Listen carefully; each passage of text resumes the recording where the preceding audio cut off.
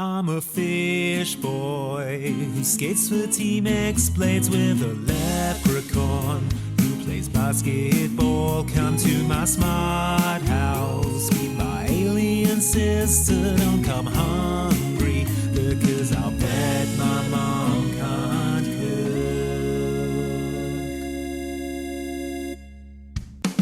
Hello everybody and welcome to Mom Can't Cook, a DCOM podcast. I'm one of your hosts, Luke Westaway. And I am the other host, Andy Farrant. Welcome to this podcast, which is still about Disney Channel original movies. Yeah, that's right. We haven't run out of them yet.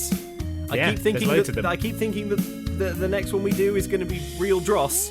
And well, it sort of is. But they always end up being a bit more fun than I think they're going to be. There were like 12 alone in the year 2000. The one I'm really, really worried about is Ring of Endless Light, and not just because I keep pitching it. And I keep banging the drum. I keep banging the drum, and then if we watch it and it really is just genuinely boring and the podcast is like 2 minutes long, it's like, yeah, someone talks to a dolphin with their mind. I don't know.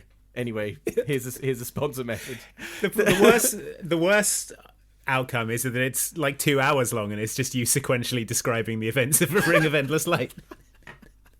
I think that could actually be quite a beautiful experience. Set it to soft panpipe music. And I'll do it in this kind of voice. But we're not here to talk about A Ring of Endless Light. We're here to talk about Up, Up and Away, a DCOM from the year 2000 about a family of superheroes. Here's how the Disney Channel tried to convince people to watch it back in space year 2000. His dad is Bronze Eagle. His mom is Warrior Woman. His brother is Silver Charge. Even his grandfather is Steel Condor.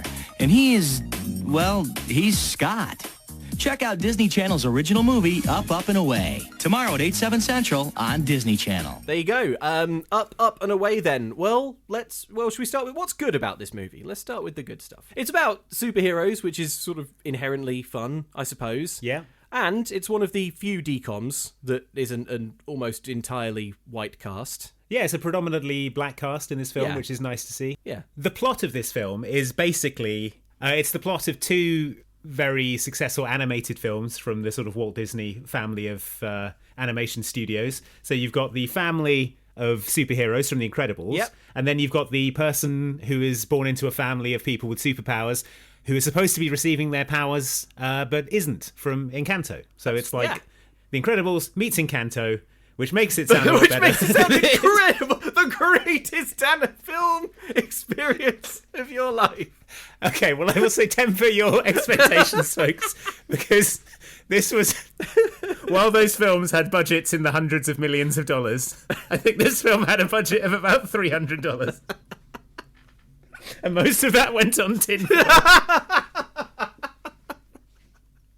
They really do get through a great deal of tinfoil in this movie. I mean, good luck getting some from the local supermarkets wherever they were filming this movie back in 2000. Local shortage, I expect. All right, so let's begin. So the film opens on what is clearly a bad guy lair, right? A sort of evil villain's domain or Laser Quest lobby. I mean, you'd be the judge. Or Team X Blades office. It's got that same sort of like stacked up mirror glass thing, Yeah. you know, with the little squares of glass. Yeah, Exactly. It was like any sort of TV show that was trying to be sort of modern and cutting edge in the 90s would be filmed in a warehouse full of dry ice. Yes, and that's kind of the vibe they're going for here. It's the headquarters of something called the Earth Protectors. There's a guy and a girl. They're working away on a computer. The woman says, "We're finally going to be able to change the world." And the man says, "Yes." They're not going to be able to do anything about it. Yeah, that's right. So we got villains. One thing about this film is that a lot of the scenes are incredibly short. Yes. Like there'll be like a 10-second scene. Yeah. And then it'll cut to another 10-second scene. It's not quite like Genius levels of unconnectedness. But No. it is. But I know what you mean. Yeah, it does sort of hop all over the place. So we're probably not going to be able to go quite scene by scene, or we are. But you'll just have to understand that sometimes You'll be like, "Well, did they skip over something? No, that was just a 4-second scene." that was the entirety of it. So anyway, forget about that. Forget about the bad guys for now. Yeah, forget about that 10-second scene. Here's a new scene. We're in a family home. There's a boy called Scott Marshall. He's playing soccer in his bedroom. He kicks the ball, and it effortlessly fells his father. His father is lying on the ground. His back is hurt. He claims concussion. Dad, are you all right? People in the front. Nothing like a concussion before breakfast to make you feel alive. So this is our sort of father-son pairing in this movie. Yep, the kid is called Scott, the protagonist. The dad probably also has a name. I only remember Dad and his superhero alias, but we'll get to that. Spoilers. Sorry, spoilers, yeah. Let me see. Hang on. He's called Jim Marshall. Jim Dadson. Jim Dadson Marshall. Yeah, he's called Jim. He's called Jim. Okay. Jim, a.k.a. Dad, is very excited about Scott's upcoming 14th birthday. One might say weirdly excited. Weirdly hyped. Weirdly hyped for his son's 14th birthday for reasons that are not apparent, but you as a viewer are like, well, I'm not going to turn the movie off. Yeah. I, for one, intend to keep watching to find out what's going on. We're 30 seconds in and I've already had 2 complete scenes. Why would I turn it off? This is fantastic value for money. It's the most scenes in any film. But yeah, Scott doesn't look too happy about the fact that his birthday is coming up. Anyway, that's that scene over. Yeah. Then next scene.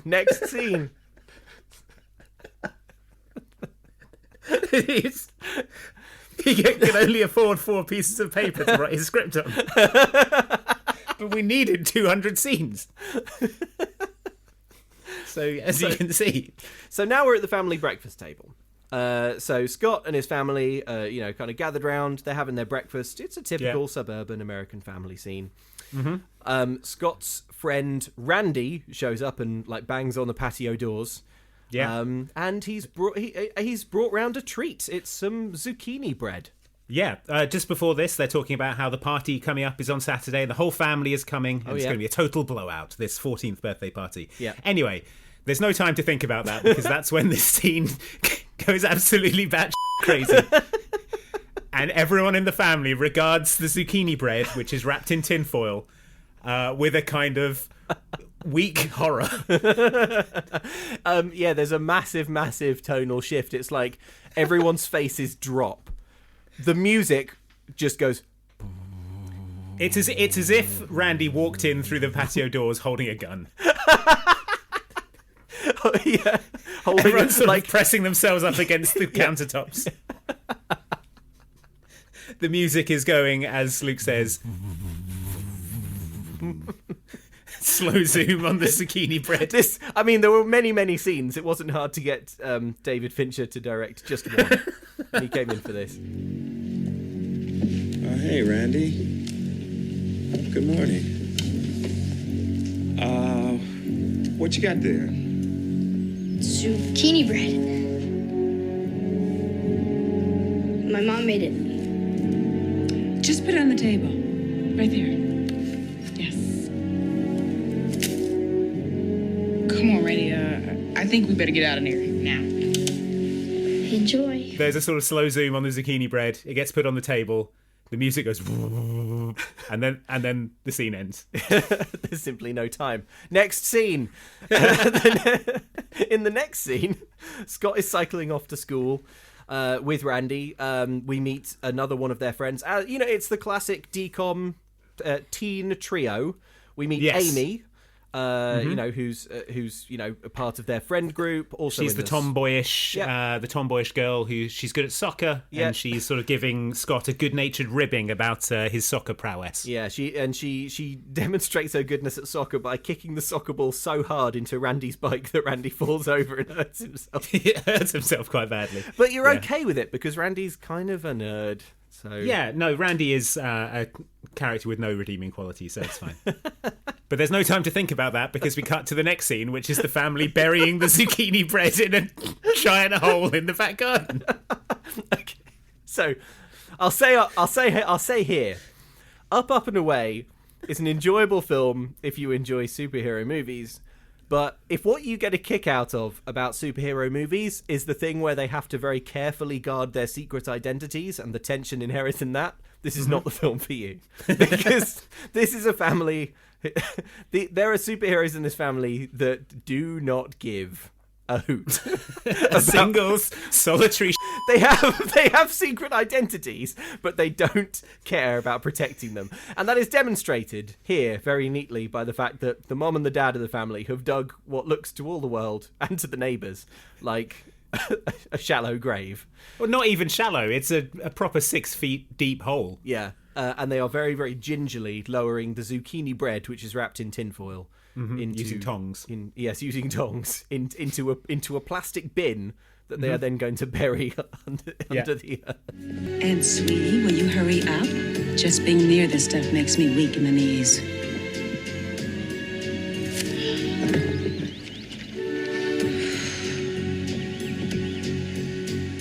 Such a shame.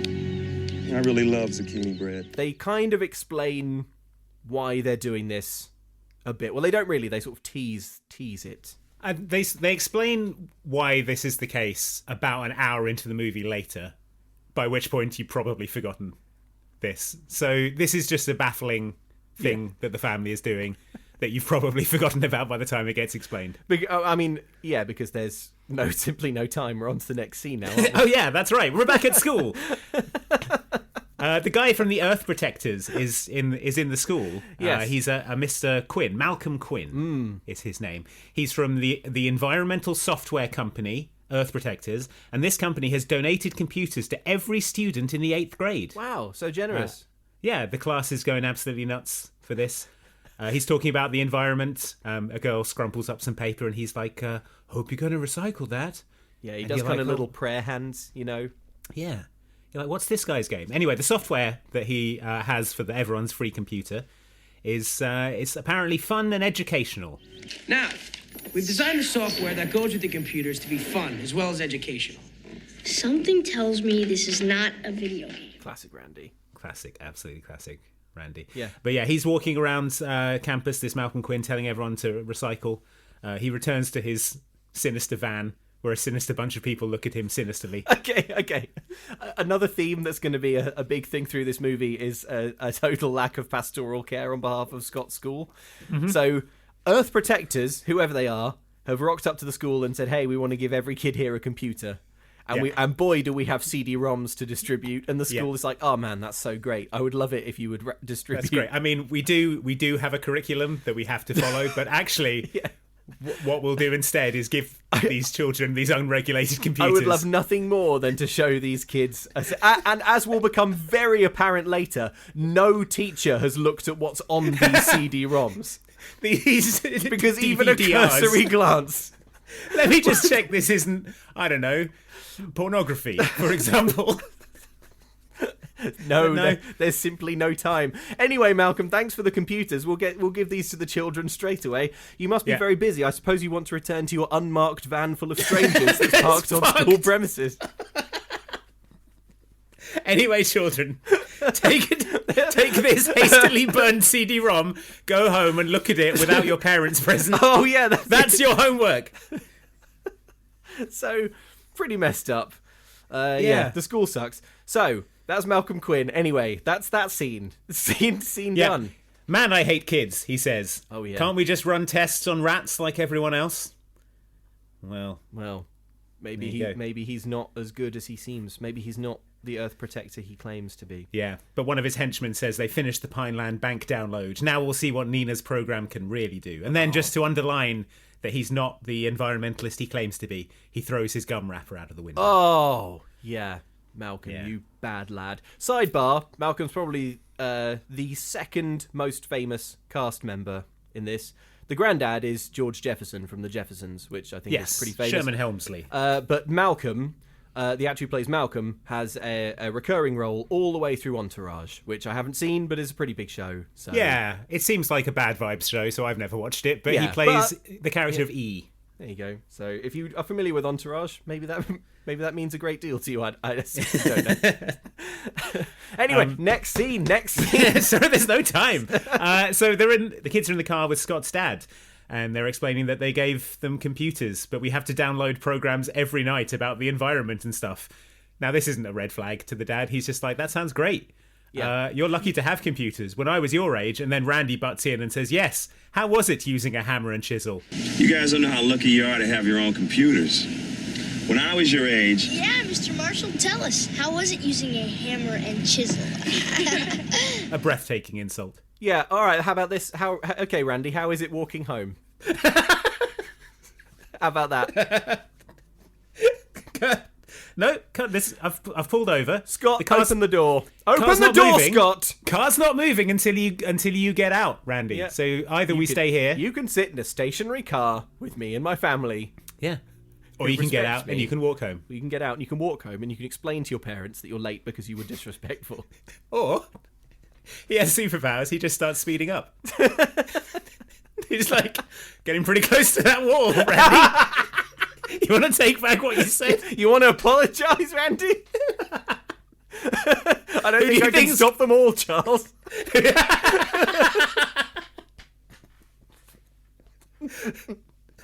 We are the future, Scott, not them. They no longer matter. Oh my god. Okay, so Dad's driving the kids home from school. End of scene. That literally is the whole scene. It's like 14 seconds long. Next scene. Malcolm Quinn is going to the bank with his cronies. He goes up to the teller at the front at the bank and says, "Hey, tell me about my money situation." And they go, "Well, Mr. Quinn, you have less than $2. And he's like, "Oh, really? I want you to check again, but this time, this time, load up this CD-ROM." No, this time, and the bank's like, "Yeah, we'll see. Oh, sweet CD-ROMs. Oh, yeah." Maybe it's against protocol, but I don't see how. I don't see how it can hurt to place a unlicensed CD-ROM into the bank's computer. In the bank, these things are great. So he boots it up, and all of a sudden, what comes on the computer? It's like there are some. This probably won't affect you if you're not like me in your 30s and watching this film late at night and you're tired. But there is some kind of like mind control flashing on screen that is genuinely headache-inducing. Yeah, it's like a sort of Darren Brown induction. Yeah. Everyone's melons getting freaked in the bank, so it's like protectors, and the tellers are like, whoa. They are sort of their jaws go slack. Do me a favor and just look again for me, please. Sure. Welcome to Earth Protectors. Listen very carefully to the following instructions. Earth Protectors will tell you exactly what to do. What in the... It's important to relax and let Earth Protectors do all the thinking for you. Maybe better make that 50s and 100s. And then the bank tellers start to fill the bag with monies. With money, just the people in the queue behind who aren't mind controlled, who can't see the screen, they just sort of queue patiently and watch all of this happen.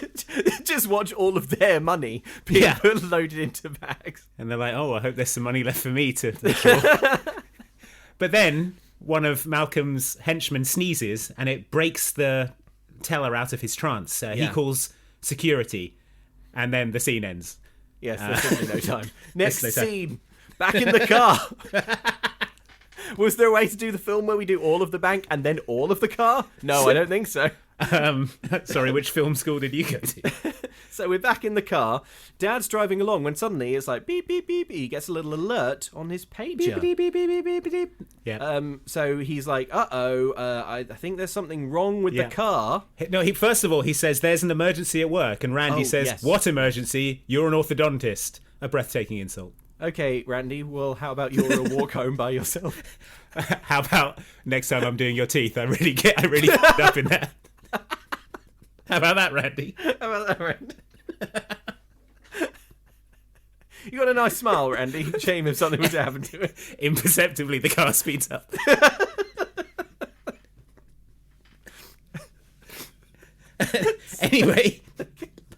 Anyway, then he claims there's a problem with the car.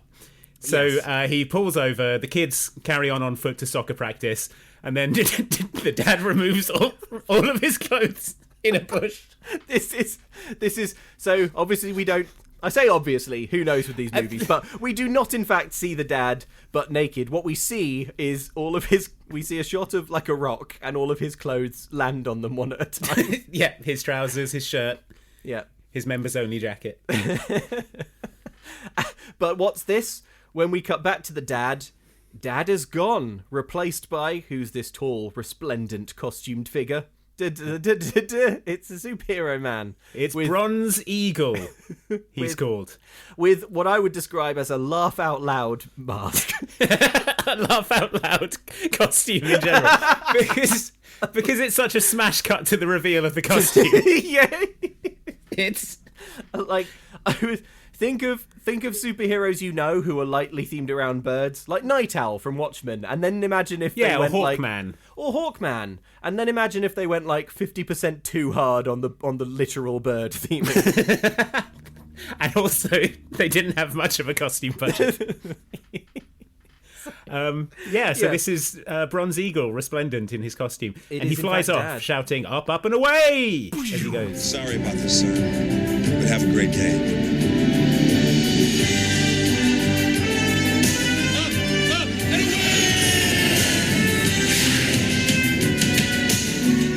Yeah, I mean, he loudly shouts up, up, and away and flies off from his family car. I guess secret identities mean nothing, it's fine. He lands at the bank. Like 3 of the gang that were robbing the place come smashing out of the windows. Yeah. They've been thrown through by some unseen power. But then his wife jumps out, and she's all dressed in a superhero costume as well. And she is just beating the shit out of these criminals while they have an argument about who should have been responding to these crimes. Yes. Again, secret identities, folks. So clearly, it's the husband and wife pairing. It's mom and dad, and they are secretly superheroes. They are Bronze Eagle, and I guess we'll get to the name of the mum.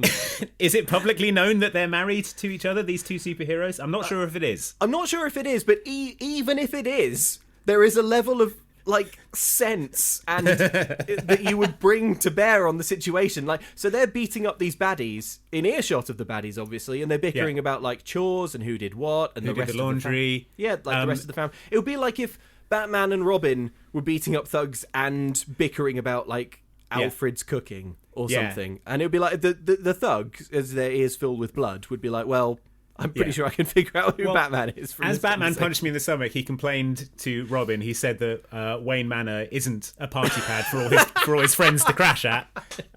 Which I thought was an odd thing for Batman to say. But then I started to put 2 and 2 together, but unfortunately he punched me in the head again, and all my thoughts leaked out of my ear.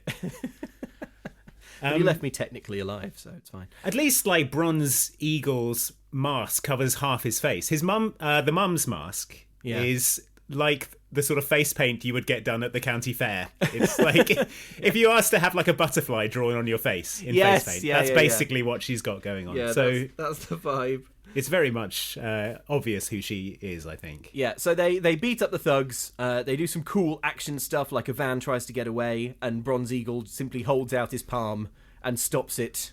With a single finger. With a single finger, and it's pretty cool. It's she lifts the van up by the front bumper, and everyone falls out of the back of it. The police arrest them, and then she's got a crime motorcycle that zooms off at the speed of light, and he flies off. Yeah, it's pretty amazing. Well. Her speed of it's like the Tron bike. It's it kind of leaves a light trail. It's awesome. But crucially, Malcolm has slipped through the net. Yes, he's seen talking to some police, and he's like, "Well, as an innocent bystander, I really have as an innocent bystander who is on all the CCTV tapes in the bank, demanding cash at the counter." I had nothing to do with this. Well, what's that? The van that they tried to escape in had my company's logo on it. Registered to my name. I did. No. Innocent bystander. I'm pretty sure when a bank gets robbed, it's standard police protocol for the police to let everyone go without talking to them or taking an official statement or finding out their name or anything. Yeah. So he's got off scot-free, but 3 of his gang have been arrested. Anyway, that's enough of that scene. Now it's time for the soccer game. So Jim, a.k.a. Bronze Eagle, gets to the soccer game. He's a bit late. Call him Bronze Eagle. Call him Bronze Let's Eagle. Let's never say Dad. Let's say Bronze Eagle. Bronze Eagle. So Bronze Eagle is at the soccer game watching his son Scott play. Yes. Scott won't pass to Amy, the girl from earlier, because he wants to prove that he's the better shooter. Instead, he sort of misses. Yeah. But then, like a flash of glorious light, his brother, Adam, flashes in and sits next to the dad in the bleachers surrounded by people. Bronze Eagle says, I wish you wouldn't do that. Someone will see. And then Adam says, I zip around at the speed of light. No one will see. And if they do, I'll simply electrocute their brains. He says, I can simply, quote, fry a couple of brain cells, baby. Relax. I zip around at nearly the speed of light. Nobody's gonna see me. And if they do, I just fry a couple of brain cells, baby. Woo! So that's troubling. Yeah. Also, the problem isn't that you're going to be seen moving at the speed of light. The problem is that there was no one sat where you're sitting, and then, like, one frame of animation later, there's a person there. Suddenly you were there. And the next thing that you do, having just appeared here, is, like, generate some electricity between your fingers and go like... And say some sort of threatening stuff about zapping people's brains. Yeah. Which, But Dad, Bronze Eagle is just like, oh, what's he like? And they have a bit of a chat, which is a bit of useful exposition. Obviously, the clock is ticking and the scene has to end within moments, but we do, just before it ends, find out a little bit about what's going on with Scott. So we learn that Scott, being part of this superhero family, should be getting his powers any day now. Yeah, if they don't get their powers before the age of 14, it's a Halloween Town situation. Sure. If they don't get their powers before they turn 14... They won't get them ever. That's it. You're never gonna have powers. Yeah, and the older brother Adam, he's got powers. He can run super fast. He's a speedster, like the Flash or A-Train from the boys. Also can do electricity. Yeah, the little sister got her powers when she was 2. She has laser vision, heat vision, so she can set things on fire with her eyes. Yeah, but Scott, awesome. No sign of anything. It's his 14th birthday in like 3 days. Yeah, so what Scott can do, however, is be terrible at soccer. So, yes. He's kind of like flubbed that. Supernaturally terrible at soccer, would you say? Does it count? That's his gift. Bad at soccer, man. Apparently, the bank robbery wasn't planned. Quinn is complaining about how the program didn't work, but apparently it's specifically designed to work on adolescent brains. And Nina didn't mention this. Yes. To Quinn, because she didn't think he would go and try and rob banks with it. Yeah, we're back in the laser quest now, and we're starting to get a bit more information about Malcolm and Nina, this kind of villainous duo. Basically, Nina loves the environment for real, and she thinks that she's making a software program that is going to brainwash people into protecting the environment. Yeah, she thinks the only way, and to be fair, I think this is a reasonable position to land on. The only way to get people to care about the environment is to brainwash them. Brainwash them into doing it. I mean, look, provably true, right? Targets are being missed. It's time for Nina's software. I agree. Yeah. But Malcolm is twisting this software to devious ends for his own personal gain, and Nina doesn't really know this because I guess she... Well, I don't know. I guess it's not really explained. There's simply no time. The scene's over. But he's very manipulative. He's saying like they need money in order to get computers to every kid in the world. So that's why they need to be robbing banks and so forth. So but anyway, scene over. There's no time. So we're back at home. This is where we first meet the little sister, Scott's little sister, who can shoot lasers from her eyes. She's kind of setting fire to some of her mum's things. Yeah, Adam sets the table at the speed of light. Yep. The news is on. The news is on the TV. The bank robbery is being covered. Mom and Dad are on the news. The news ticker shows pictures of them and their superhero names. We see the dad along with the on-screen text Bronze Eagle. Bronze Eagle, resplendent in his superhero name. And then we see Mom on the news with the typoed text Warrior Women. From the okay, at this point, you've never heard it in the film before. So for all you know, her name is Warrior Women. Yeah. Her name is supposed to be Warrior Woman, clearly, but due to I guess just a lack of oversight, a total lack of fucks given. The news is like, there was simply no time to read anything. There was simply no time to read the 2 words. There was simply no time to get our female lead's name right. Yeah. So anyway, she is formally introduced to the audience as Warrior Women, so that's good. Yeah. Well so done, good. everyone. Well done, everyone. No notes. Meanwhile, Scott is in his room sketching superhero costumes. His dad comes in to sort of be supportive, and he's like, maybe you missed that shot earlier because you had super strength coming on and it caused you to get to get a bad kick. Yeah, and he all but kind of like grabs Scott by the shoulders and is like, "Do you think that was the case, son? Was that it, Scott? Do you think that was it? Do you think that was it? Do you think that was the sort of why, Scott? You're going to get powers, son." It's okay because his mum and the dad, they've been thinking about a superhero name for Scott when he gets his powers. You know, your mother and I have been thinking about a name for you. And what do you think about the Destroyer? The Destroyer? Which, I mean, that doesn't sound like a superhero name to me. What do you think about Annihilation? How about Apocalypse?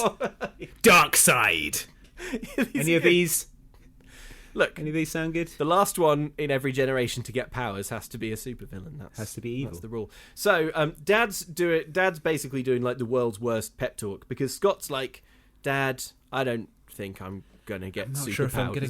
And Dad's wait, like, Don't ever say that. Don't you say that. Don't you ever say that. Don't say that, Scott, because I would be brutally disappointed if you weren't to get superpowers. He's like, "But Dad, maybe does anyone ever get their powers after their 14th birthday?" And the dad's like, "No. Oh no. There's simply no way." But he says some people don't get powers until the very day before their 14th birthday. And Scott goes, "Really?" His eyes lighting up with hope again. Yeah. "Really? Can you give me examples?" And Dad goes, "Oh yeah, Flame Guy, Rocket Man, Jello Girl, which are the most clearly made up names I've ever." Oh yeah, Trousers Man, Wardrobe Girl, Lamp Lad, Poster Child. That's a good one. Scott Boy, Dad, Bronze Eagle. Shoelace. Captain Shoelace. Well, I'm gonna go, son. Captain Shoelace didn't get his powers until the very last one. So we're getting from the hallway. He shouts, "Stairman, Bannister Boy, Bannister Boy."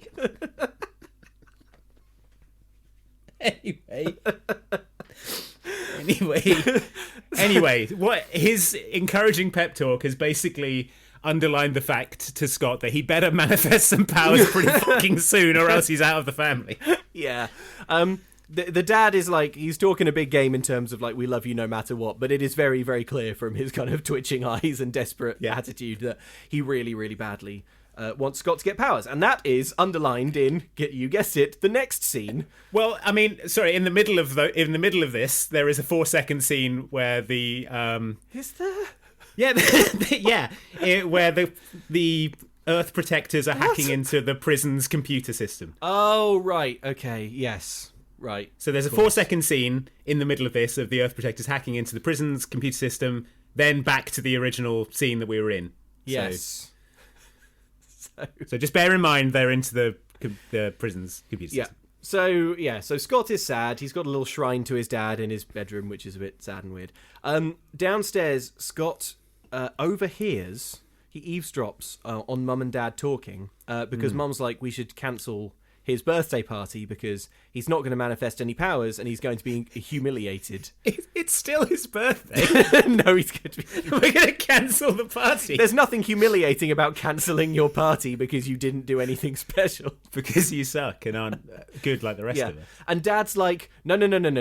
Let's give it one more day. Please, just one more day. One more roll of the dice for him to get powers. We just need a glimpse of some kind of power for us to have that party. Any glimpse and we can have the kick-ass party. And Scott, hearing this, gets a sad idea. So, yeah. I mean, I've got the next scene being him unscrewing the door, but am I wrong? Is there a 4-second scene of the Earth Protectors up to something? No. The next scene is him using an electric screwdriver to remove screws from the door, so he can pull it off the wall and pretend like he's strong. Yeah, which he does when Grandma and Grandpa come round. So we meet some more members of the family. Mm-hmm. Grandpa and Grandma walk in, and Scott comes in from the garden. And what's this? The door that he's sort of unscrewed and loosened. He pulls it off with enormous strength. Wow, like that. Hey, Grandpa!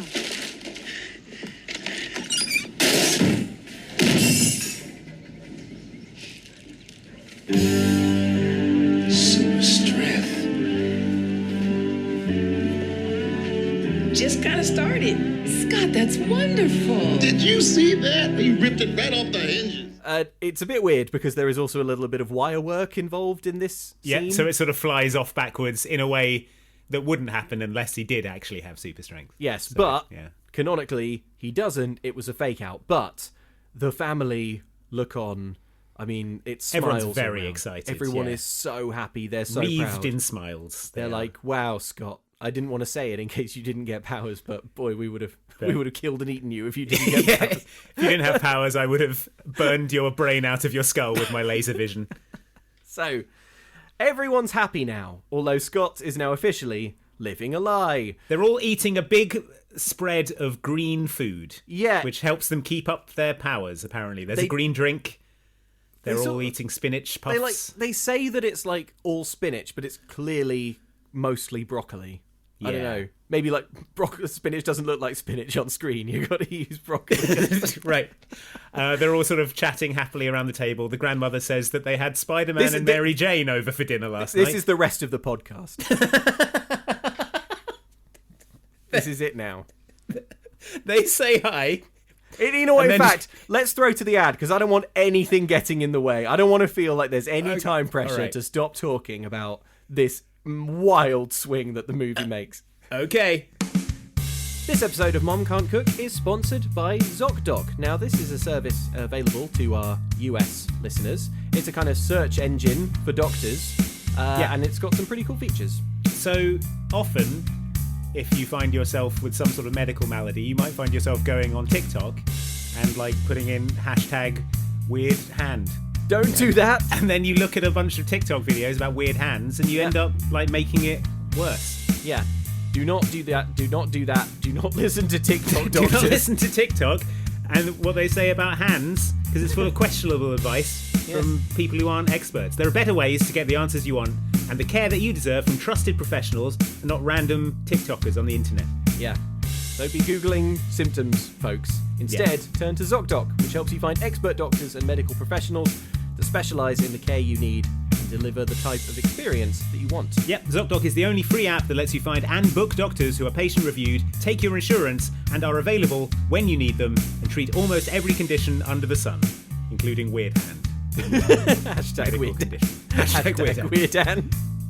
So go to ZocDoc. Hashtag weird hand is not ZocDoc's hashtag. It's not one they've asked us to say.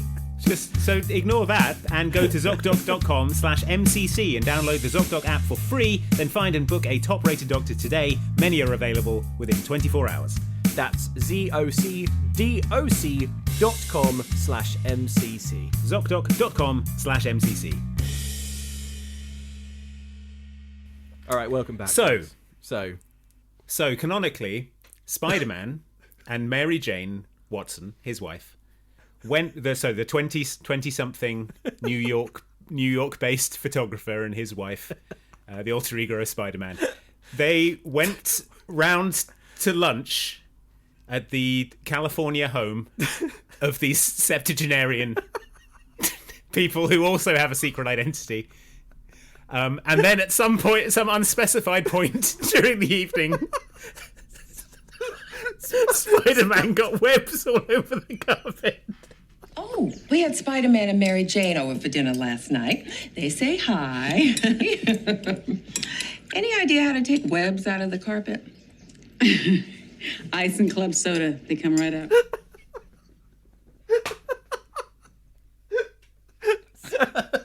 So she asks how do you get webs out of a carpet? So presumably at one point, Spider-Man uncontrollably sprayed webs all over her carpet. You don't know it was uncontrollable. It could have been malicious.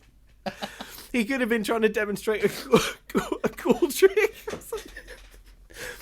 Also, so we don't know. Why was Spider-Man at Grandpa and Grandma's? Why was he shooting his web into the carpet? Hang on. Don't Spider-Man's webs famously dissolve harmlessly? Yeah, after like 12 hours or something. I don't think this was Spider-Man. I think it was... They were walking down Hollywood Boulevard, and there was a man in a Spider-Man costume. Yeah.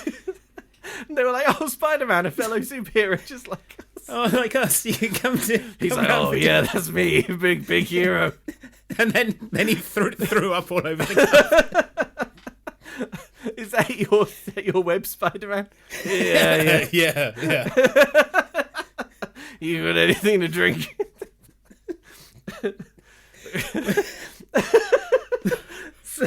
Okay.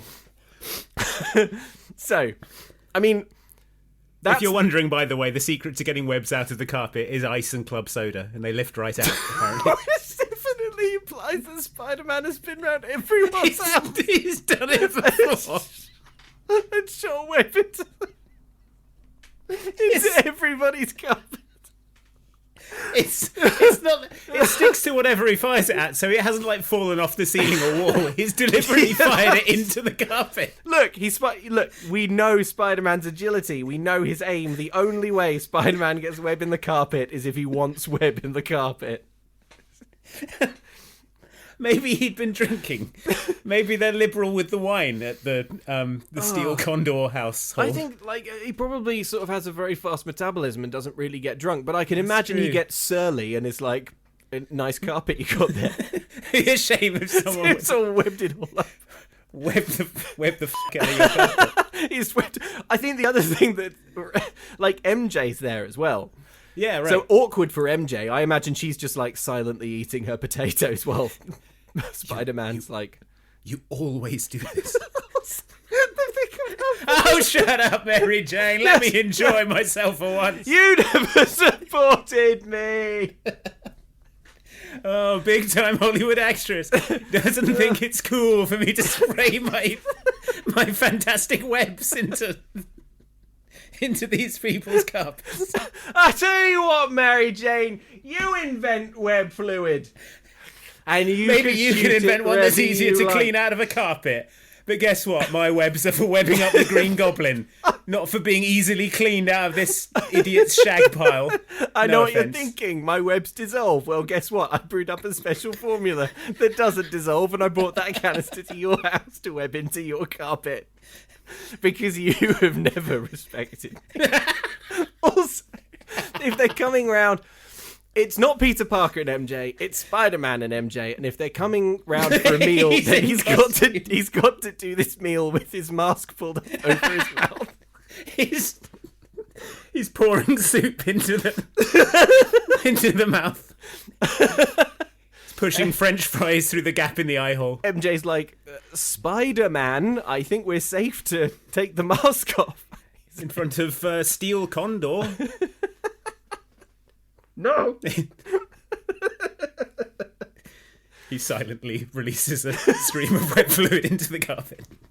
Do you know, like, I'm imagining it's not like a single jet. It's not like a kind of like that. It's more like silly string. It's like a constant. It's like a fire extinguisher. Yeah, like it just keeps going. A foam extinguisher just keeps going until the canister's empty. And as the canister empties, it kind of sputters a bit, and then there's a silence, and then more comes out.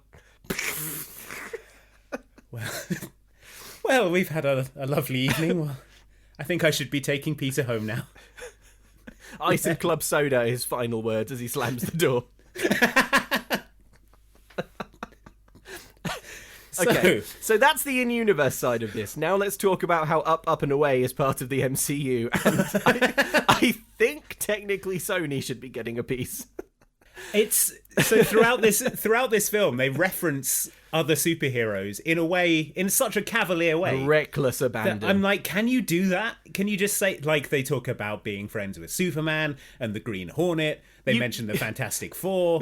It's DC and Marvel. It's all over the place. I think you could do it then when, like, superhero franchises weren't worth the paper that the contract was written on, right? Yeah. Because, like, Marvel's selling everything off at this point, and Fox is snapping it up. They're about to make X-Men and X2.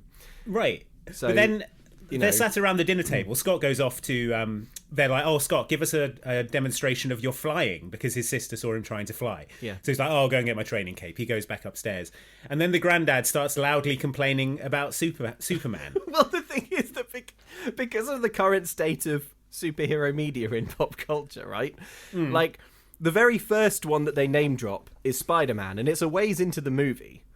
So they name drop Spider-Man, and you're like, okay, and that's sort of fixed in your mind. So when Grandpa then is like, oh, Superman stole my Man of Steel shtick. My Steel, because he's the Steel Condor. Yeah. And then Clark Kent turned up and started calling himself the Man of Steel. My reaction was just that Grandpa has lost it and was lying, because that's clearly DC. So he's like, Superman wouldn't let me do this. It's like, well, I know Superman's not real in Up and Away because I know that Spider-Man is.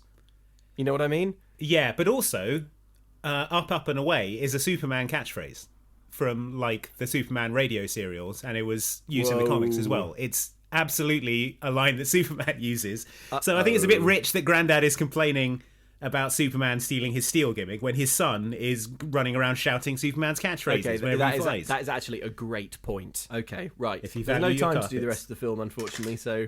right. So, Scott is trying to convince his family that he can fly. So what he does, right, using his super brain, is he throws a soccer ball at a tree.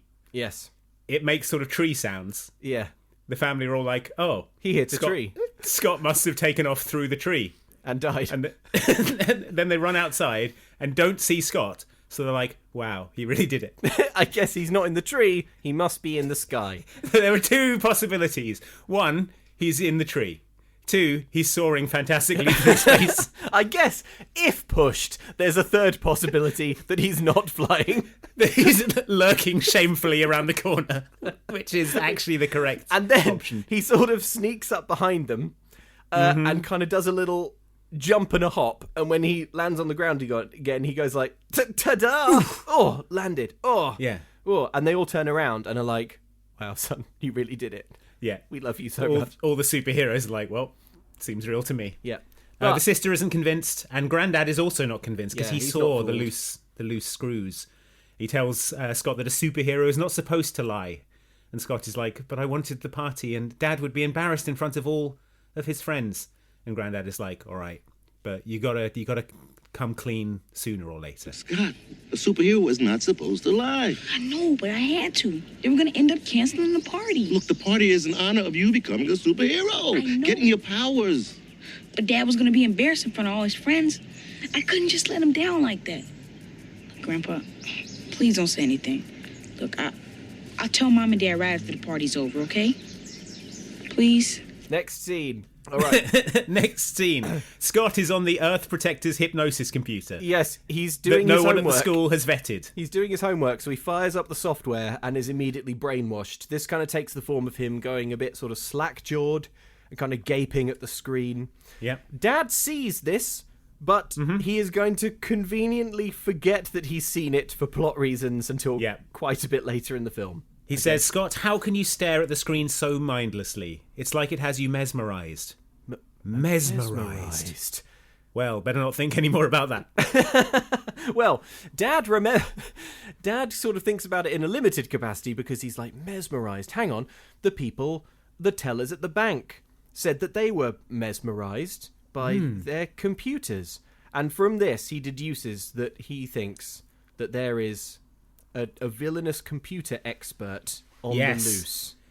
He goes downstairs to find Adam, who is watching the news. He sees that all the bank robbery suspects escaped. Their cells opened automatically. They're calling it a computer malfunction. And Bronze Eagle says, would you mind going by the bank with me before school, Adam? And then there's a sort of whooshing sound.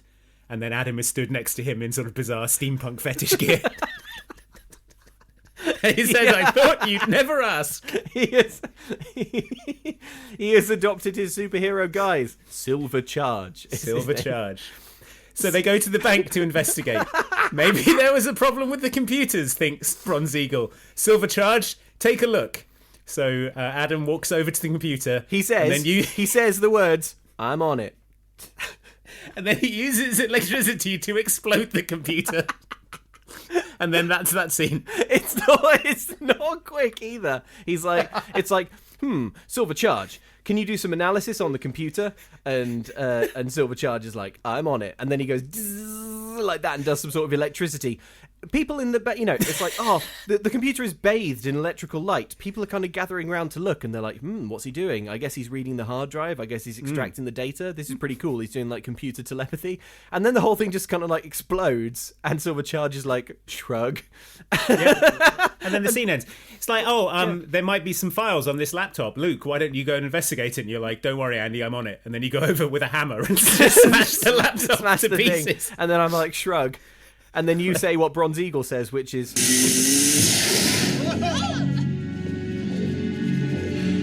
Sometimes he gets a little excited. So Silver Charge is a liability. Yeah. I think you know how things like, the Avengers Civil War and the sort of the Watchmen thing, the Superhero Registration Acts demanding some sort of oversight of superheroes. Oh... I think it's not necessarily a bad idea. I mean, all you have to do is like follow them around and listen to what they're saying. You'll get their whole superhero registration. Yeah. He's like, anyway, Dad. Bronze Eagle. Anyway, Jim. Bronze Dad. Jim Eagle. How about our son Scott not getting his powers? It's pretty weird. It's pretty messed up. How about our address, 2132 Maple Drive? What? So anyway, there's no time. That scene's over. They're back at school. One more thing I want to say about this scene is that obviously their costumes are a little low budget, but their canonical powers are immense. Like, yes. Bronze Eagle. The dad is Superman. The mum is Wonder Woman. The older brother is the Flash. Yeah, like their powers. But the Flash with like electric powers as well. Their powers are vast, and when you see them walking around in this sort of provincial bank, that's when that really drove home to me. That was the point in the film where I realised how odd it is that these planet-cracking heroes are exclusively protecting this like small American town.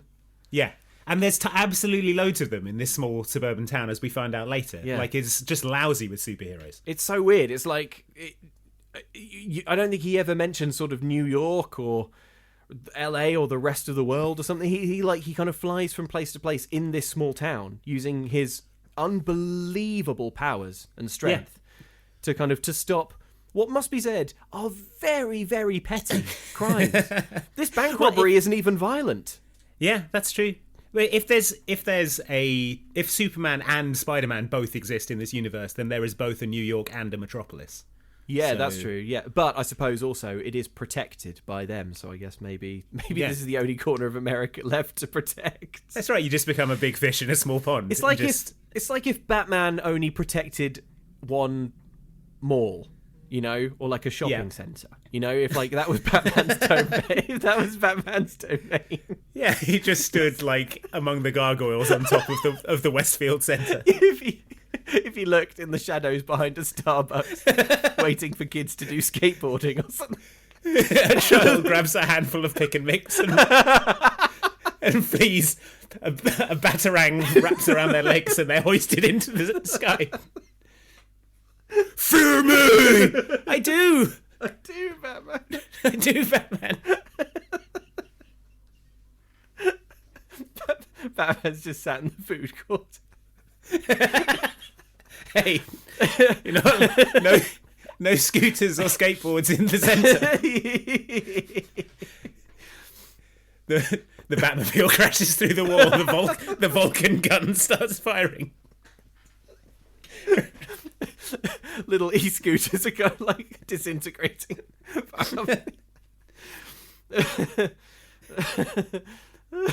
I love more Batman.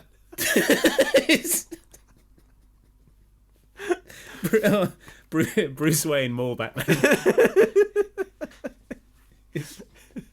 So we'll hunt him. The official mall cop on a Segway is like, well, we've decided that the mall cops aren't working anymore, so every mall in America will receive its own Batman. I imagine though that the mall cops have a sort of uneasy relationship with Batman. Like some of them think he's a vigilante. The bat signal. when they can't deal with.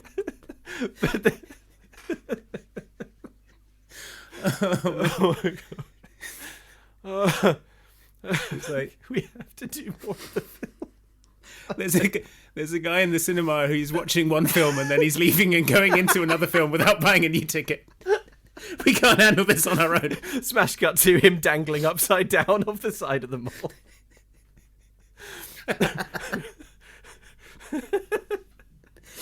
Swear to me! So, yeah. What were we talking about?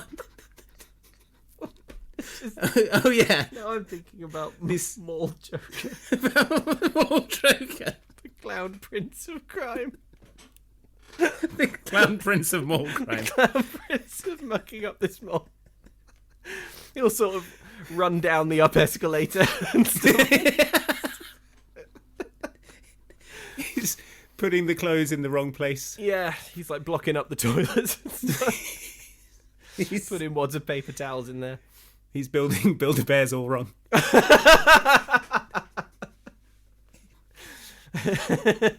Oh. So, anyway, that was that scene. Next scene, classroom. Now they're back at school. All the kids are wearing blue. It was implanted by the Darren Brown CD-ROM. One kid didn't do his homework assignment and he's wearing red. So that's how you know that the minds of the school now belong to the Earth Protectors. Yeah. And Nina is like, hooray, what should we teach them first? Recycling, composting, love of tofu. And Quinn is like, anything we want, in a very sinister way. Well, I don't want to jump ahead in case we're about to hop back to this and then hop back or something, but like, is this the point where we also see the secret extra bit of programming that Malcolm added into the code? He says no. Okay, there's another scene in the middle, again, which is Scott's brother Adam is at school. I mean, the same school as his brother, despite being like 20. I don't know. Anyway, he's like, "How come you were wearing blue?" And they're like, "I don't know what you're talking about." But then a boy throws some wadded up aluminium foil at Scott. Adam catches it and then staggers back, his hand glowing. Now that you have these powers, you're gonna have to be a lot more careful. Aluminum foil is the one thing that screws up our molecular structure. Too much of it can kill us. It turns out, he explains, that aluminium foil is the one thing that screws up our molecular structure. So it's the one thing that can kill us. He probably saved Scott's life by catching that. Although, I guess, did he? Because Scott doesn't have any powers, so it doesn't affect him. So but this is... So tin foil, luckily for the props department and the budget of this film, tin foil is their kryptonite. But that scene had sort of like rudely interrupted the other scene that we were talking about, which we go back to, where it turns out that Quinn added something to that day's lesson. As one, the kids all turn and walk towards him, and then it turns out that they all have chocolate cravings. They're all buying and eating chocolate. So he can make the kids do whatever he wants, and he says that people will pay for that kind of influence. I can make them do anything I want them to do. Buy anything I want them to buy, watch anything I want them to watch. And people will pay for that kind of influence. Exactly. You see, Nina's problem is she wants to do too much. I mean, she's not going to be happy until she's saved the ozone, fed the hungry, and made meat eating illegal. Me? I have much simpler desires. $10 or $20 billion would make me incredibly happy. So then that scene's over. We cut to the TV. The mum, dad, and brother are on it, warning people that there's a new criminal mastermind in town. And he may or may not be good with computers. He may have a computer program. And they have, don't worry everyone, they've developed an antivirus that will disable and destroy their brainwashing software. It turns out that's a lie. The dad can't program anything. The police don't know anyone who could program an antivirus. And the only evidence of the virus was exploded by Silver Charge. So yeah, good job. Good job. Good job. Also, the dad can't cook because he's overcooked a chicken. So. Cool. Classic. Okay, next scene. Garden. Next scene. It's time for the dad to give flying lessons to Scott. And he tells Scott not to slouch because nobody respects a superhero that slouches. That's what happened to your Uncle Freddy, says Granddad. That's why they kicked him out. Kicked him out of what? Don't know. Never explained. Society? They never tell you. Kicked him out of superhero-ness? I did a double The Justice League? I did a double take in this one. At this point because I was like, who's Uncle Fred? Is it mentioned before? It's a kind of we don't talk about Bruno moment, but imagine if there was no Bruno. Imagine if they did the song in Encanto, we don't talk about Bruno, and then there was no Bruno. Well, yeah, they don't talk about it. Why would there be a Bruno? We don't show or mention Bruno. After this song. Wow, it seemed like Bruno would maybe come back or be important in some way. Nope. So yeah, Uncle Fred. Speculate if you like, listener, what Uncle Fred did to get kicked out the family. We don't know. Yeah. Are there any superheroes called Fred? Frederick Dukes, alias the Blob, is a mutant whose latent superhuman powers manifested themselves when he reached puberty. That's what he did. He blobbed in puberty. Oh my god. How about this? Earth 616 Fredzilla, capable of transforming himself into a Godzilla. That would get you kicked out. There you go. That would get you kicked out. Boomerang, the supervillain whose powers are having a boomerang. Maybe that was... I mean, I wouldn't say that's the kind of thing that gets you kicked out the family, but you would want to kick him out the family, wouldn't you? That's true. So he would come back. So yeah, the dad takes up his son Scott to do some flying lessons. He says you can't practice taking off because you need to do that at night so that no one can see. But we can practice flying at any time. What we can do is take off. He can because he's good at it. But yeah, what we can do is fly about 5,000 feet off the ground, like clearly visible from the ground for everyone in a 10-mile radius, and I can drop you over a field. Awful lot of flying men over this one house. Is that the same house that they dug that enormous grave? Yeah, same one. Yeah, well, they were burying tinfoil, so I guess now we know their weakness. Should be easy enough to kill them. So, Dad's doing flying lessons. Scott's kind of flopping around limply in a kind of ragdolly way because he obviously can't fly. But the dad's like, see, we're doing it, son. We're both superheroes. And now the ultimate test. Let me just let you go here and see if you live. Yeah. Scott obviously can't fly. He doesn't have powers, so he just falls screaming to the ground. Smash cut. That's like, whoa. Smash cut to Scott's soccer game. They turn up. Scott is clearly shaken by his near-death experience. He seems to be limping. The dad is confused. He says it was like he's never flown before in his life. Oh well, he's probably just excited for his big party. It was like he's never flown before in his life. I've never seen powers come and go like that. Don't be too hard on him. Maybe he's having trouble concentrating because he's so excited about tomorrow. Yeah. By the way, Dad and Mum are having this loud conversation on the bleachers again. In front of I've never seen superpowers come and go like that. If you watch the film, you can just look at the blank expressions on the extras behind who are like 2 inches from their head. Well, just probably like Adam has electrocuted their brains, so... Oh yeah, that's true. Fine. Erase their memories. Yeah. Meanwhile, at evil Malcolm's Laser Quest Center, him and his sidekick are putting their plan into motion. If today goes well, we'll have a superhero or two to provide muscle for our schemes, says Malcolm. The only sticking point is Nina. Anyway, that's that scene. Next scene. Is it the party? It is. The birthday party is in full swing. There are other superheroes there, and let me tell you, this is a bunch of superheroes of varying levels of attention to detail. Shall we list off some of the superheroes that we saw in this scene? I would love to. There is a knockoff Reed Richards called Reach. Stretchy man. Yep. There's a guy with massive ears. There are two sort of ghosts. Translucent people? Yeah. One of them has a lowercase a on his chest. So of course. Make of that lowercase a man. There's a Roman centurion. He's my favourite. He's my favourite because he's you're probably imagining a kind of Maximus, like kind of gladiator thing. But he's a sort of just like a middle-aged dude dressed as a Roman age centurion. Sort of paunchy guy wearing a Roman centurion Halloween costume. Yeah, and he's just kind of grazing at the buffet. He's just going through the G circulating. There's a guy in a chauffeur's outfit. There's a man in like one of those inflatable Superman costumes where the arm muscles are all big because you've pumped it up with air. There's a real Halloween Town energy here, I've got to say. Yes, so... okay, Dad makes Scott do a superhero pledge. It is a pledge to uphold the superhero kind of virtues, and that includes telling the truth and basically not lying and being a good upright person. Truth, justice, and integrity. And they bestow upon him warrior woman and Bronze Eagle. Warrior women and Bronze Eagle bestow upon him the name of Warrior Eagle. Recognizing Scott's unique talents, Warrior Woman and I have decided to name him Warrior Eagle. I mean, it's better than... What were they calling him? Apocalypse? Annihilator. What were they calling? Heat death. Yeah. Murder kill. Yeah. And then, it's like, and the cardinal virtues of a superhero. Truth, justice, and integrity. And then Scott says, Dad, I've got to tell you something. And he's like, say the oath. Say the oath. Dad's like, now you say the oath, son. Yep. Everyone's looking. Yep. And Scott caves under pressure, especially from his dad. Yeah. This is quite a bad dad. He's quite a bad DCOM. I mean, he's sort of outwardly projecting like, I don't care whatever makes you happy, son.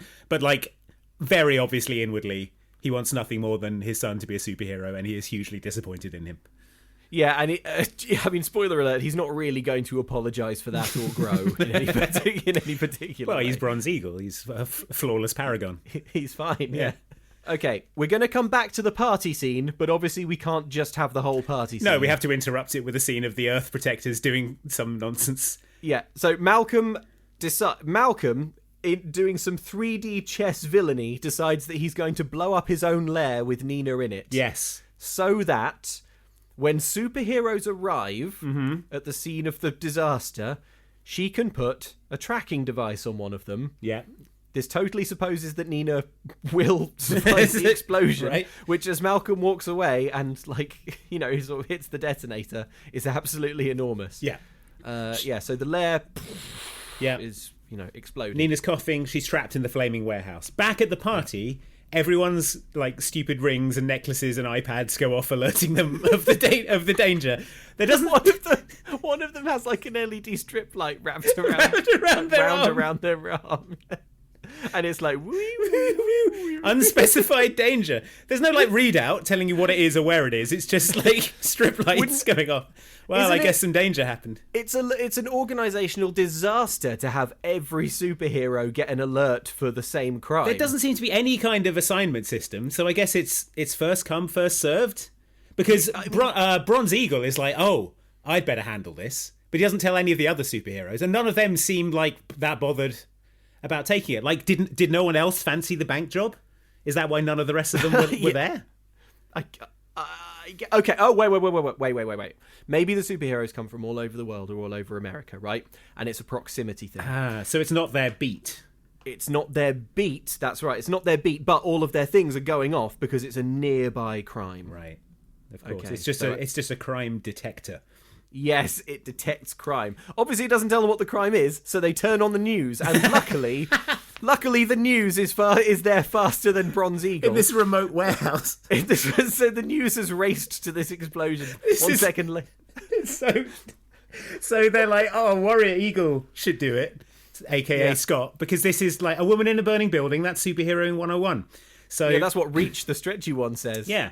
So good to know you're all taking this seriously. Woman in a burning building, superhero 101. Huffing and puffing, Adam sort of gets on his BMX and starts laboriously cycling to the crime scene. Wait, first he has to do the fake football through the tree so everyone thinks he's flown there. It's so half-hearted. He sort of weakly throws a ball into a tree. It lands in the swimming pool. And then all the superheroes come out and look at the sky. Wow, he really flew. And in the background, he just sort of huffs and puffs away on his BMX. Cycling up a hill on his BMX. Nina, by this point, is surely dead. Well, then they cut to the superheroes are all standing around the TV watching this woman burn to death, going, wow, where's Scott? He's really taking his time. Adam, who could be there, rescue the woman and be back in the room in 1 second, is sitting there watching this on TV, going wow, that woman's really burning up. Where's Scott? Monstering cheese cubes. Yeah. It's like, come on, Scott, you're really screwing the pooch on this one. Scott does eventually make it to the scene, but he's barred from entering by a firefighter for being a normal child. But luckily, he can run in a big circle. Which he does. So the firefighters at this point have not rescued anyone from the building, but they have let the boy go in. He runs in, and the firefighters, they are minus the one on rescues. Like, oh, beans! The kid just ran in. Boss, it happened again. Well, you're wearing like fire protective gear. Yeah, but I don't want to go in there. It's so hot. It's burning my fingers. It's really thirsty. It's all smoky. I don't like it. So Scott walks into the building and walks up to Nina. There is some sort of hand-wavy reason why they can't just walk back the way that they just came. Some fire happens. Yeah, Scott says, wow, I guess we're not getting back that way, even though nothing has visibly happened. But obviously, Nina is a bit disappointed to see Scott because she's expecting and hoping, and I suppose relying for her life on being rescued by a superhero, but here is a boy with no superpowers. Yeah. But Scott does have bravery. Yeah. So he says, let's climb up this ladder. When they climb up a ladder... The ladder that she's stood next to and hasn't climbed for some reason. Yeah. Well, yeah. So they get onto the roof. There's a fire hose that Scott has grabbed. Yeah, they sort of die hard off the side of the building using the fire hose. Like imagine Die Hard, but like John McClane is very scared. Imagine how he would do it then, very gingerly going off the side of the building, and sort of sliding down the side of the building, like sobbing and. Yeah, and then after about 2 feet, he runs out of hose and kind of just dangles there weeping. Yeah, until Bronze Eagle flies in and catches them. And he sort of sets down Nina and Scott. Scott's mask has fallen off. While he was sort of falling down the side of the building and crying. And he takes Scott away for a superheroic bollocking. But Nina, she sort of picks up the mask from the ground and she looks to the sky. So. Yeah. Now you would imagine the next scene will be Nina doing something, but no, we have to. We're going to do some more scenes and then that scene. We're going to watch the superheroic bollocking first. Yeah. So this bollocking is back at the house. Scott's getting the bollocking you would imagine from his parents, who are like, you could have gotten yourself killed and Nina killed.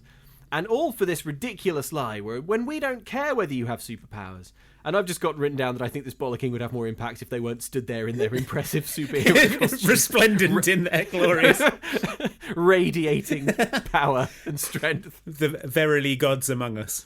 Yeah. And then Adam, Silver Charge, is like, so anyway, should I go to the scene of the fire and erase the memories of the people who saw Scott? And the dad's like, nah. Yeah.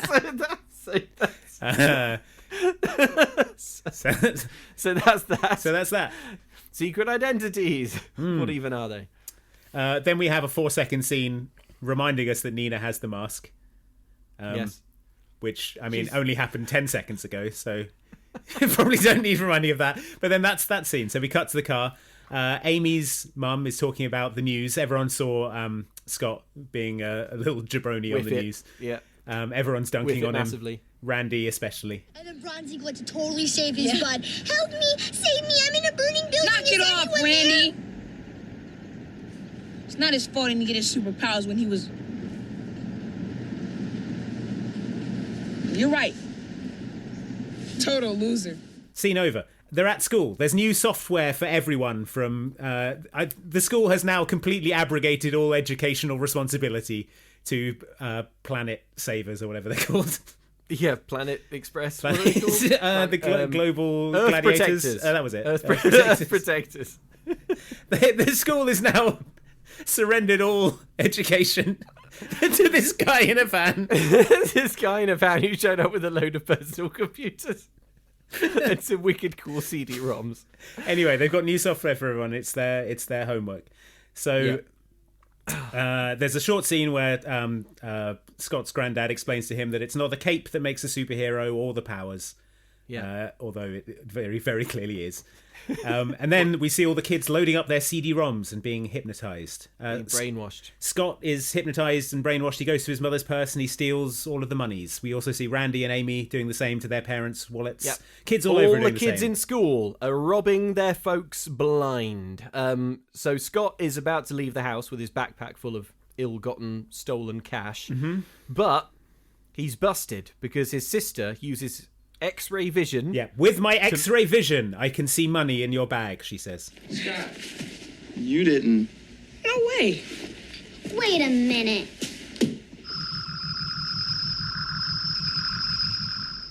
With my x-ray vision, I can see money in your backpack. So Scott's in trouble again. He's punished for stealing and lying. He's banned from soccer for at least a month. Yeah, which is fine because he sucks at it. Yeah. But all the other kids go to school and mindlessly hand over cash in envelopes to the Earth Protectors who were just stood there collecting envelopes full of cash. The teacher walks past and is like, "Good, wow, you're really getting through to these kids." Anyway, the bars are open, so... Okay, now in a brief scene, back in the warehouse, Nina... Is this the same warehouse that just got blown up? I think so. Okay, fine. Whatever, I don't care. They're back in the warehouse. Nina has found Scott, and she's found Scott by running his mask through facial recognition. She's created a 3D scan of his mask, and she is comparing that 3D scan against low-resolution yearbook photos of every child who goes to school. You could presumably also do this for Bronze Eagle or any mask, right? But no, you'd need to scan the tiny individual bumps on the mask. Yeah, because those tiny individual bumps are represented in the photos that the school takes of all the children. What if the 240p photo? Yeah, was this mask like custom made, or did they just buy it off the rack at like superherocostumes.com? Well, it must have been custom made, because if it's not contoured exactly to his face, the facial recognition wouldn't have worked at all. The other problem with this like method is that Nina very clearly saw his face. Yeah, that's true. So she could just like look through the yearbook. She can run her own facial recognition program in her mind. Also, it's a Disney Channel remembering. It's a Disney Channel movie from the 90s, and so I mean, every other kid at this school is white. Yes. I don't think it would have taken her that long. No. And as far as we can tell, it's like the only school in town. I think you could, Nina probably could have figured this one out. Yeah. But in any case, but she's a high-tech computer person, so it's she runs the mask through facial recognition. Yeah, and then the mask sort of gets added to the yearbook photo, and she's like, "Wow, it's him." That's him, all right. Even though presumably seeing him without the mask would be a bigger clue, because she has seen that without the mask, and she can remember. Yeah.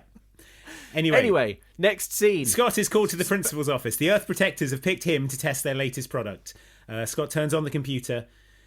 He gets hypnotized instantly. Quinn walks in and asks him a question about his family. And then it sort of cuts. He walks out and he's like, "Wow, I was only in there for a second. It was weird." And Randy says, "No, you were in there for 2 hours." Whoa. And then Randy does a little dance. Yep. It's not the last little dance Randy's going to do. So look forward to that. So in class, all the kids are being given new CD-ROMs. Tonight's homework must be done with a parent, they're told. How are the Earth Protectors able to get this much access to children's home lives? I don't know. It's never explained. We don't know. Anyway, Scott notices Nina in the van outside the window, and he realises it's her. And sort of racing out of the classroom, he collides with Amy, and their CD-ROMs get switched. At this point, there's a bit of that Xenon problem where things get needlessly complicated involving swapped discs. Yes, it's exactly the same. Ultimately, it turns out to not be important at all. Yeah, so because of like having seen Nina, Scott has figured out the Earth Protector's plan, and he sort of explains this to his family, and they say, "Yeah, that's probably not it." Yeah, probably not, Scott. Besides, you were lying about all of those other things. You've been doing non-stop lying, but just to give you one final benefit of the doubt, why don't you turn on this personal computer and we'll all behold this brainwashing program. We'll all put in the CD-ROM and see what it contains. Yeah. Okay. Adam, man the plug. If anything weird happens, blast it. I'm on it. Welcome to Earth Protectors. Hi, kids. Today's lesson is about compost. There's nothing I like more than a big serving of garbage. So, kids, let's have fun and help. I'm sure any minute now this thing will convince you to take over the world or something. So Scott fires it up, but what's this? It's just a normal environmental protection CD-ROM. It's got a CGI worm going, "I like to eat garbage." He's talking about compost. Yeah. But over at Amy's house, Amy's mum is watching the other CD-ROM and being hypnotised. And then we smash cut to the bank the next day, she walks in and holds it up. Yep. So yeah. So there you go. So Amy's mom has robbed a bank and then takes all the money and reports to Earth Protector's headquarters in the warehouse, where Quinn is now dressed evilly with like little blue sunglasses. Malcolm Quinn, he's kind of upgraded his villainous thing. He's no longer beach casual. Yeah. He's now sort of he's got a suit and those tiny little blue sunglasses. Little blue which is visual shorthand for evil. At this point, again, confusing, unnecessary, sort of becomes clear that Malcolm Quinn was trying to get the superheroes family to rob a bank and report to them, but because of the disc mix-up, that didn't happen. So Malcolm's like, F this, I'll just, I don't know, text them. Yeah, so he texts them all and says, please come to my crime warehouse. And they're like, yeah. How does he text them? It's not explained. Can anyone text the superheroes? Yeah, I guess. But yeah, so they're all headed there. The granddads and the grandma are talking about this. They're like, we better call someone. The Fantastic Four, Superman. Again, a canonic nightmare. Steel Condor is like, no, don't call Superman, I'm better than him. And then he tears all his clothes off. He has tearaway stripper pants on. I think this is probably the best scene in the movie. He just sort of lets forth a primal bellow and tears all his clothes off. And then one fluid motion, he tears off his tearaway stripper pants. Yeah, and then just starts kind of hopping up and down on the spot, trying to take off. Yeah, and we probably, we don't need to come back to this, but just know that every so often during the exciting climax of this film, they'll cut back to Steel Condor flying very slowly towards the action. Yeah, how will his presence affect the events that are to follow? Not at all. I can't wait to find out. Let's find out. So now the superhero family arrive. They sort of land. They fly in super speed in the motorbikes. Outside the warehouse. Bronze Eagle was presumably just here because this is the building that exploded, we think. So they arrive. They walk in. Immediately, a big tinfoil mousetrap net comes down. So they're all captured. They're all captured. And then they get sort of like hooked up to brainwashing computers that they have to look at. And it's going to sort of wipe their minds and turn them to evil. Malcolm's like, ha. And Nina's like, no, what? I didn't know we were doing an evil plan. And Malcolm's like, well, we are, Nina. Well, we are now. Yes, so get on board or get out. And then the scene ends. Because we have to see the kids, Scott, Randy and Amy, they're on their bikes, classic Spielberg style. Yeah. And they're pedal biking to the scene of the crime. Yeah, and I will say throughout this entire scene, Randy will not shut the up. Scott, if my mom's in there, we can't just stand out here and wait. Let's go. Wait, what are you guys talking about? We can't go in there, okay? I mean, we're not superheroes. No superpowers. So what, Randy? You don't need superpowers to help people. Come on. It's not the actor's fault. Sorry, yes. Our usual disclaimer. Yeah. He's been given the role of irritating comedy sidekick, and he plays it to perfection. Yeah. So Scott has revealed to the others that his family are superheroes. They've got a plan to sort of buy. They're not surprised at all. Which No, I guess isn't surprising because it's blindingly obvious. Yeah. Presume it's a thing that everyone in town knows. Like, I mean, we all live in your cul-de-sac, and yours is the only house with. Yours was the only house with a barbecue full of like 50 glowing men and women. Characters in your own back garden. When all of those ghosts showed up at your house, that's when the Quinjet landed in front of my house. I had an inkling something was up. But probably everyone knows, but they just don't say anything because they know if they find out that they know, they'll send Adam round to electrocute their brain. So... Adam talks about brain electrocution as if it's a memory wipe. I think it's clear that's not what's happening. Just destroying parts of their brain. Yeah. Yeah. Well, they're not going to tell anyone if they've got their brain destroyed, are they? No, they're not. So they've got a plan to like distract the bad guys. So they've got enough time to free the heroes. They don't really have a plan at all because they sort of do some pranks. Scott has a big tube And he talks into the tube like he's the police and is like, "We've got you surrounded." We got you surrounded.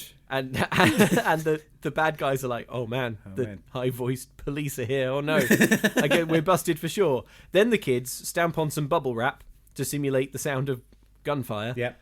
And the bad guys are like, "Whoa, gunfire from the police. Time to roll around on the floor and duck and cover." Yeah. Then it's all a bit Home Alone, isn't it? Yeah, but like, you know, at the end of Home Alone, they do actually catch Kevin. Yes. And, you know, pin him up against the wall, and it's quite scary. And they say they're going to kill him, yeah. Imagine if Kevin managed one prank, and then that happened. Imagine if the wet bandits come through the window, they step on the glass Christmas ornaments. Joe Pesci touches the hot doorknob. Yeah. Then he takes his hand off, grabs Kevin, and slams him up against the wall. and that's where the film ends. It's more like that, because like they managed to get sort of like 2 or 3 very small pranks out, and then are easily caught. The film by the Kevin bad and the guys. Hot Doorknob wasn't as much of a beloved classic. Joe Pesci's like, that's hot. Instead, I'll grab the kid. Got him. The end. And then I bite his fingers off. Randy briefly causes a diversion by pretending to be a superhero called the Randinator. Yep. Then he puts some tinfoil in his mouth and it hurts his feelings and he starts crying. The best thing you can say about it is that it kills 90 seconds. The main point is that the superheroes are hooked up to these brainwashing computers that are apparently somehow restructuring their DNA.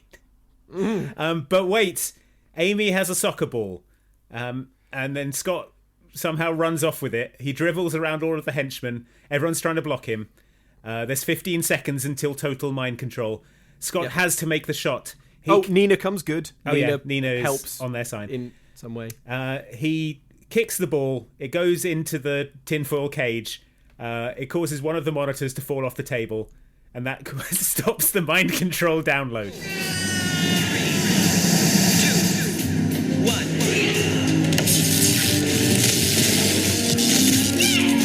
Mind control download aborted. Mind control download aborted. Mind control download aborted. And then Nina runs in and opens the door. The superheroes are free. Warrior Woman kills everyone. And then Bronze Eagle says, "Son, I'm proud of you. And you don't need superpowers to be a superhero." and then Adam just electrocutes the out of everyone's brain. So specifically, he fries Nina's memory. Then Scott asks it's like Nina. "Thanks, folks. I really hope mind wipe." Amy, Scott, would you like to go to the dance with me? Scott, oh my God, I'd love you. I've always fancied you, Scott. We've only just discovered mind wipe. And then Adam advances on Randy, who starts pleading with him. Pleading for his mind. Cool. All right, down Sparky. I mean, look, I need all the brain cells I can get, right? I mean, guys, look, I promise not to tell anybody. I mean, look, who will believe me, right? I don't even believe me. You guys don't believe me. And the family's like, "Well, Randy, seeing as it's you, the most irritating one, okay." Which is pretty harsh on Amy, because Amy helped just as much. In fact, a lot more. In fact, Amy helped, Randy hindered. Randy hindered and wouldn't shut the up. So pretty harsh on Amy. She has had her mind wiped. They decide that Randy is allowed to keep his memories. Yeah. Again, secret identity, what even is it? Don't forget that... I don't know her. Bronze Eagle collars Malcolm. He points at warrior women and says, "That's my wife." So I guess if it wasn't, which is like if Batman had Joker and was like, "You see that old man? He's my butler." He's my butler. Hey. Anyway, off to Arkham. You want to see some pictures of my parents? I keep them in my wallet. So yeah, they're done. Anyway, through the wall comes the steel condor. He needs to sit down because he's old, you see. Yes, it turns out that plot-wise he's contributed nothing except a cheap gag at the expense, I guess, of the elderly. So everything's wrapped up. We cut to Scott outside his house. Amy's forgotten him because of Adam wiping her brain. This is the ending is a real bummer. It's like the end of the most recent Spider-Man film, with Doctor Strange, where he just wipes everyone's memories of Peter Parker. It's basically that. Yeah. So Amy doesn't remember who he is, despite the fact that in the previous scene everyone's like, "Don't worry, if she liked you before, she'll still like you then." But I think knowing that Scott was brave. It really helped. It really helped, but she doesn't know that now. What this scene has that the kind of corresponding scene in Spider-Man doesn't have is Scott's sister sets his shoes on fire with her eyes. Which cuts the was tension missing from Spider-Man. Yeah, absolutely. So, Amy doesn't remember Scott, which is sad. Then they're at soccer. They're voting on who should be the team captain. Amy says Scott should be the captain. And then Scott says Amy should be the captain. And the coach is like, well, we got ourselves a tie. How do you like to be co-captains? Yeah.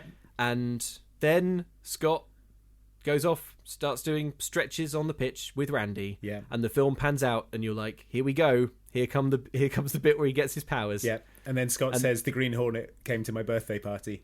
And then fade to black. Credits. I actually rewound it. I was like, did he kick a football super hard and I missed it? Or like, does he glow or something? But no, he doesn't. He doesn't. Well, that's the Encanto thing, isn't it? You don't need the powers to be the... But now that you say that, I've just remembered that at the start of the film, he does kick a football so hard that it knocks over Bronze Eagle, the superhero. Oh, yeah. Oh, my God, you're right. So, and he said his back was hurt and that he had a concussion. Yes. So, okay. What are we to take from that? He does have soccer-related Yes, soccer-related powers. Okay, Dad is Superman, Mum is Wonder Woman, brother is the Flash, and he... But I mean, if you want keepy uppy done... Yeah, keepy uppy lad. He could distract the bank robbers with like impressive ball tricks. Ooh, he's doing... Yeah. Whoa, that's... Oh, he did the thing where he sort of kicked it behind him and then in front of him. It's like an Adidas advert. Hey, everyone, come down, look at this. And but then boss, I'm guarding the safe. I'm guarding the safe that we stole. Yeah. Well, only take a minute. Yeah, but take a look. And then, from out of shot, Bronze Eagle's fist slams into the jaw of the lead throw. Vuvuzelas are going off. Yeah, so that was Up and Away. That was Up and Away. I'm sorry that we had to race through it because we spent so long talking about Mole Batman. and Spider-Man ruining people's carpets. And Spider-Man shooting his web into the carpet. But I'm sorry, I wouldn't have it any other way. Yeah. This film isn't the worst. No, it was fun. It's a very simple story that they managed to overcomplicate quite badly. Oh my God. Okay, so the like, what are they called? The Earth Defenders. Protectors. The Earth Protectors. Jeez, how can I not hold this in my brain? I know. The Earth Protectors. They have huge villain in the sequel energy. Yes. It's like the first film should not have had the Earth Protectors. It should have just been the drama about lying to his family about the powers. And then a new threat, for the sequel film, the Earth Protectors. The Earth Protectors. We've got to stop them. But how? I have no powers. Well, exactly. But you've got the power of heart, my son. You've got the power to recycle. you've got you are recyclor. You've got the power to kick a soccer ball. Pretty hard. All right? pretty damn hard. All right? And those things are hard, those soccer balls. Yeah. You got one in the face? Yeah, if you're not ready for it. Yeah, you need to sit down for a bit. You get a nosebleed, my friend. Yeah. So, think on. Okay. You could activate switches with it. It's another use. As long as it was a quite big, simple switch. A big button. As long as there were no buttons near the button you needed to press. Because they would also get pressed. So, you need a bunch of buttons pressed? Or kick a really small football. He's got a series of tiny footballs. Son, this is getting sad. It's like Hawkeye and his trick arrows. This is, you're turning into an Uncle Fred situation. when he blobbed out. So that's Up and Away. Yeah. You got any other business? Yeah, I'm going to read you a nice email that we got from Bella. Okay. Bella said, just listen to the Brink episode, and I have some ideas for new DCOMs based on the very transient crazes my school went through. Oh, okay, nice. So what Bella's done here is listed 3 crazes and pitched a DCOM about each one. Okay. Number 1, what else could it be? Beyblades. Oh, of course.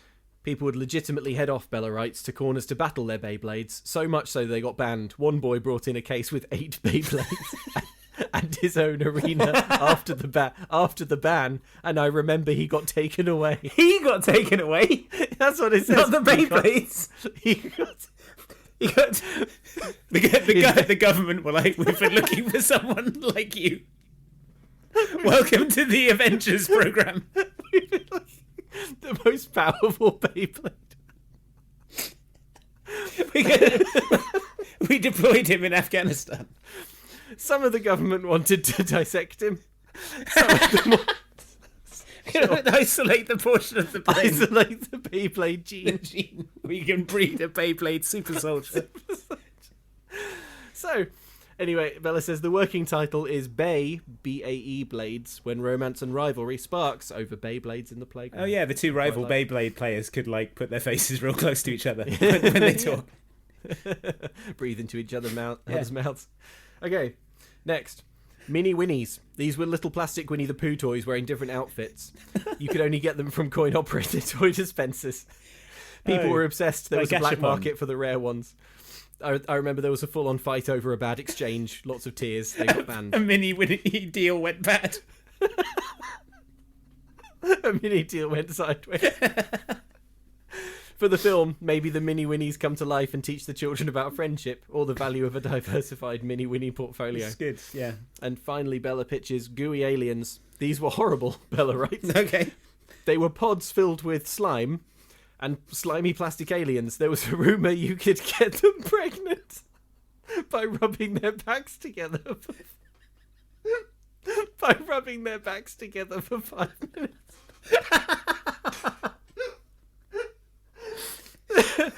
Yeah, that's how it's done. By rubbing their backs together for 5 minutes. So in the film My Alien Baby, they do manage to make a baby, and it teaches them about responsibility and friendship and love and such.